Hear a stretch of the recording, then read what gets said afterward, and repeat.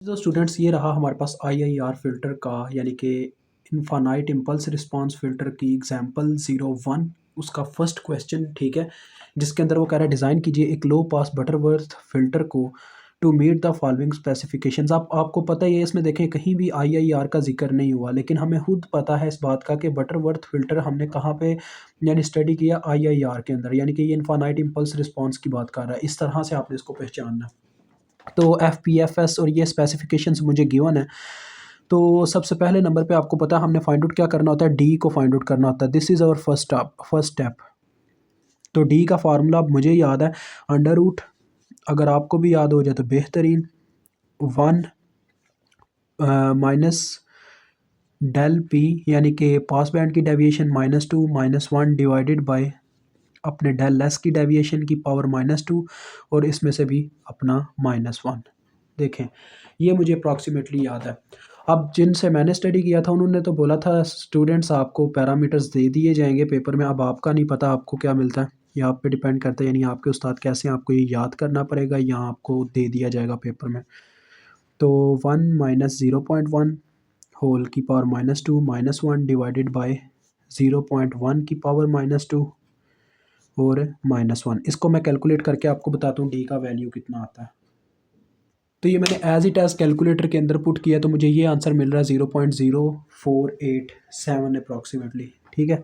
तो 0.0487 ये आ गया। इसके बाद हमने के को फाइंड आउट करना होता है, जैसा कि आपको याद हो के का फार्मूला था हमारे पास ऊपर capital omega P divided by capital omega C, ये फार्मूला था उसका। तो देखो बच्चों, इसका ओमेगा का आपको पता क्या सीन होता है, 2 पाई एफ के बराबर होता है। तो 2 पाई एफ बी के ये बराबर हुआ और नीचे वाला 2 पाई एफ एस के बराबर हुआ। तो ये 2 पाई से कट जाएगा, एफ पी और एफ एस सिंपल आपने करना है, यानी कि एफ पी की वैल्यू जो कि 6K और बटे में आ गया 10K, ठीक है। तो के से कटेगा 6 और 6/10 करके देख लें कितना आता है। 6/10 बच्चों मेरे पास आता है 0.6, ठीक है। अब इनकी मदद से आप फाइंड आउट करोगे एन की वैल्यू, ठीक है, एन की वैल्यू। तो एन असल में है क्या बच्चे, वो हमारे फ़िल्टर का आर्डर है, बटरवर्थ फ़िल्टर का आर्डर, ठीक है। तो ये थर्ड स्टेप है, इसका फार्मूला आपको आना चाहिए। इसकी वैल्यू या तो आपने ग्रेटर लेनी है या इज़ इक्वल टू लेनी है किसके, log 10 of D divided by log 10 of के, ठीक है जी। इसको सॉल्व करें तो क्या आता है, log 10 of 0.0487 divided by log 10 of 0.6, ठीक है। इसको कैलकुलेटर पे एज इट एज जैसा कि मैंने बताया आपने पुट करना है, ये यहाँ पे ऐसे ही पुट होगा 0.6, ठीक है। ये थोड़ा अजीब लग रहा है, ऐसे मैं डायरेक्ट नेक्स्ट स्टेप पे चला जाता हूँ, जो आंसर आता है यहीं पे लिखता हूँ। तो बच्चों मेरे पास इसका आंसर आ रहा है 5.91। अब ये जो वैल्यू है अप्रॉक्सीमेटली 6 के करीब करीब है, तो मैं एन को 6 ही ले लूँगा, ठीक है। इसको अप्रॉक्सीमेटली आपने अब क्या करना है, यहाँ पे लिख देना नेक्स्ट स्टेप में N is approximately is equal to 6, ठीक हो गया। यानी इससे ग्रेटर वैल्यू हमने चूज़ किया, ना कि इससे छोटी या इसके बराबर, या यानी एग्जैक्ट नंबर हमने लेना होता है, एन ऑर्डर है ना, इस वजह से।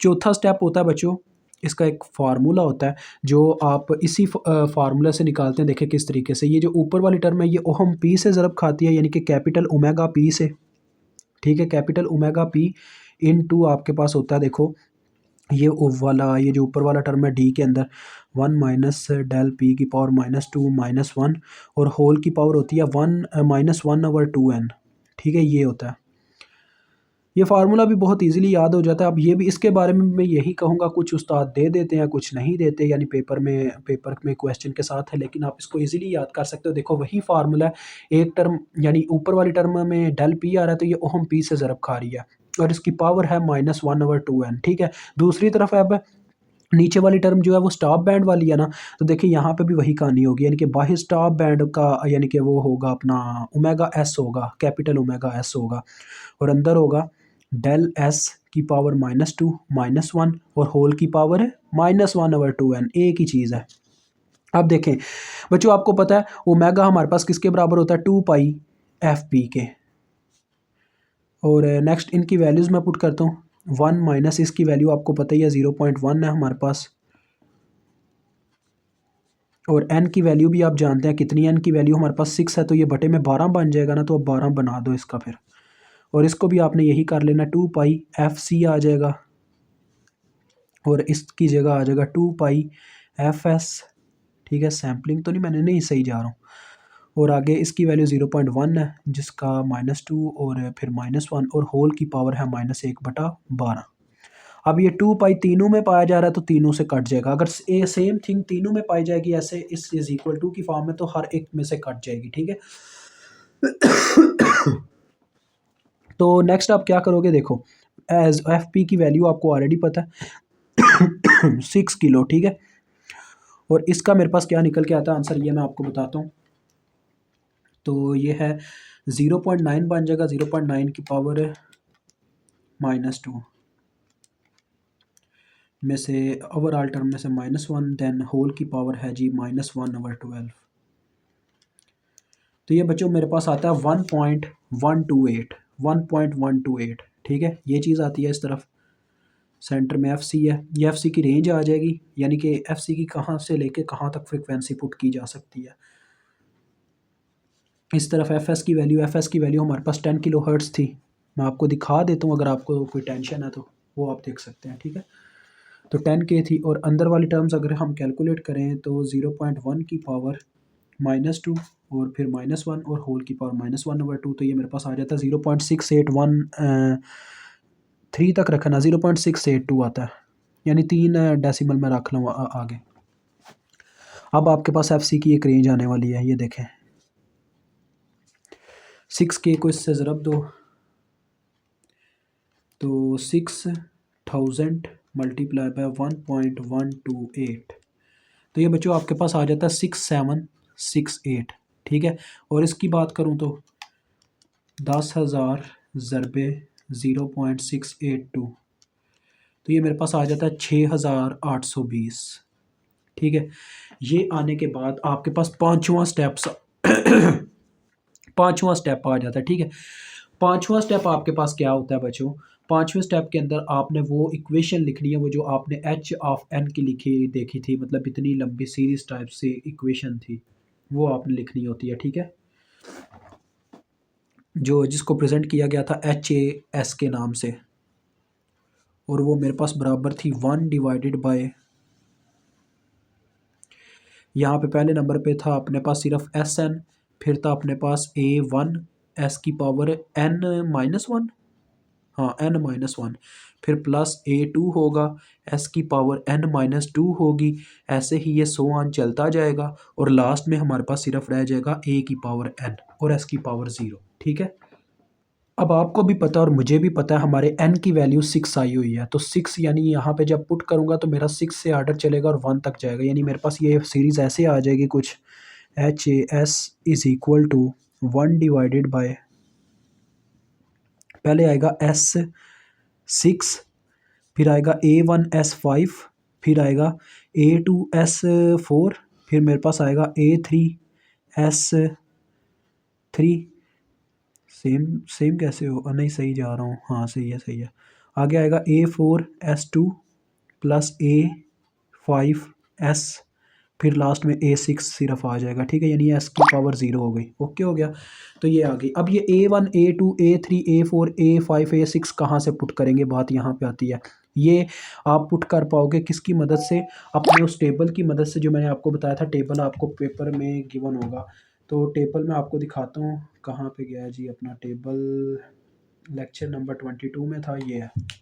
ये बच्चों आपके पास टेबल है, आपने अपना ऑर्डर याद रखना है। n की वैल्यू हमारे पास 6 है, तो ये देखें ये वो टेबल है, n की वैल्यू हमारे पास 6 है, यानी हम इस टेबल का इस रो का इस्तेमाल करने वाले हैं, ये वाली रो। ये हर एक वैल्यू लिखी हुई है, देखें A1 A2 A3 A4 A5 A6। ठीक है, यानी A6 की वैल्यू ये है, A5 की ये है, A4 की ये है, ये आपने 1 बाय 1 पुट कर देनी है यहाँ पे। यानी फर्स्ट टर्म तो एज इट एज आएगी ना S6, क्योंकि उसके साथ तो कोई नंबर मल्टीप्लाई हो ही नहीं रहा, तो ये आ जाएगा HA of S is equal to 1 divided by, अब यहाँ पे देखें S6 तो एज इट एज़ रहा, और A1 की वैल्यू मैं आपको बताता जाता हूँ यार, आप समझ तो गए हैं कहाँ से वैल्यू लेनी है, वो मुझे नज़र आ रही है यहाँ से। बच्चों A1 की वैल्यू वहाँ पे है 3.87, मैं सिर्फ 2 डेसिमल रखूँगा, ठीक है, उसे राउंड ऑफ करके लिखता जाऊँगा। 86 है, साथ में आ गई S की पावर 5, फिर प्लस मुझे A2 की वैल्यू चाहिए। A2 की वैल्यू उस टेबल में है 7.46 के आगे भी 2 नंबर हैं, लेकिन मैंने बोला है मैं सिर्फ 2 मतलब के आगे डेसिमल रखना चाहता हूँ। फिर A3 की मुझे वैल्यू चाहिए। A3 की वैल्यू बच्चों वहाँ पे लिखी हुई है 9.14 एस क्यूब। फिर मुझे A4 की वैल्यू चाहिए, उसकी वैल्यू है 7.46 एस का स्केयर, ठीक है। फिर आगे A5 की वैल्यू चाहिए जो कि मेरे पास है 3.86 एस। फिर लास्ट A6 की वैल्यू जो कि है 1, ये आ गया +1। ओके हो गया, ये आपने मालूम किया है HA(S). अब आपको ये लास्ट एक टर्म बताना चाहूँगा, जस्ट थोड़ा सा 1 मिनट रुकिएगा। HA(S) मालूम करने के बाद आप क्या करते हो, जैसे कि आपको याद होगा आपने प्रीवियस टाइम जो फ़िल्टर डिज़ाइन किया था FIR का, उसमें ये सीन होता था HAS तो होता था, लेकिन बाद में हम HFN इस तरह से मालूम करते थे कि इस वैल्यू को ओमेगा से ज़रब दे देते होते थे, ठीक है। तो वहाँ पे तो ओमेगा ज़रब खाता था, लेकिन यहाँ पे क्या है, इस टर्म के साथ ओमेगा ज़रब नहीं खाएगा। देखें ओमेगा को जब मैं ऊपर से नीचे उठा के लाऊंगा, यानी कि ओमेगा ज़रब खा रहा है ना इस टर्म के साथ, फिर HFN बन रहा है, ठीक है, इसका यही मतलब बनता है। तो सिंपल सी बात है, उसका यही मतलब है। आपका ये जो HA(S) है, इसको फिर आप इस तरह से लिखोगे, यानी ये जो आपके पास आया हुआ है, ठीक है, आप इसको HA(S) करो फिर से 1/, ये जो अंदर वाली टर्म्स हैं ये सारी बच्चों एज इट एज़ आएंगी, ये आपने एज इट एज़ सीरीज़ बीच में लिखनी है। यहाँ पे बाहर आपने लिखना है 1/, ओमेगा C का वैल्यू, ठीक है। अब ओमेगा C आप बोलने लग पड़ेंगे सर ये कहाँ से उठा के लाएंगे, यार सिंपल सी बात है, ओमेगा C आपने फाइंड आउट करना है। पता कैसे कर सकते हो, ये आपके पास ये एक रेंज है, ठीक है, आप इस रेंज में से सेंटर में कोई भी वैल्यू उठा लो, ठीक है। सेंटर में ज़्यादा बेटर तरीका ये है, इन दोनों वैल्यूज़ को जमा करो, डिवाइडेड बाय 2 करो, आपको एक नंबर मिल जाएगा, या यानी कि 6768 प्लस 6820 डिवाइडेड बाय 2, सेंटर में आपको एक नंबर मिलेगा जो कि ज़्यादा सूटेबल भी लगता है। तो ये मैं निकाल के देखता हूँ कितना आता है, 6768 प्लस 6820 डिवाइडेड बाय 2, तो ये आता है 6794। तो देखो बच्चों 679,